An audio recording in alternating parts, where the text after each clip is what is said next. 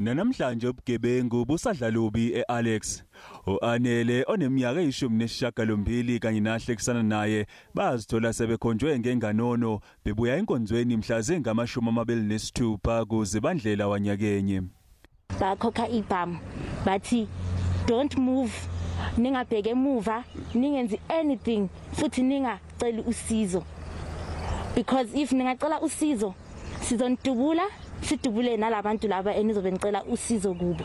Ngenxa kwesabela impilo yabo abazange benqabe bephucwa omazisi kanti imali ababenayo amaranda ayishumi nje kuphela. Lokhu ke kwathi ukuthilisa lemgulukudu eyabe ibabambile. Bangidubula la kwishoulder, bangidubulele eduze vele, ngasilahlela phansi, ngabona lona ukuthi omunye uyeza which is uzongibheka, angazi ukuthi uzongisetha or uzenzani. U-Anele ezama ukuhlenga impilo yakhe wazishaya samuntu oseshonile.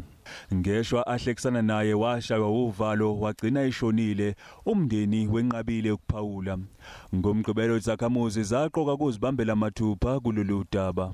A suspect ran away with a bag which was full with the cell phone inside it. And the idea of the people, there is no such thing as a xenophobic here. We were just dealing with the problems that we have. We can't have 4 bodies that is lying here and there is nothing that is happening after that. Amaphoyisa asaphenya.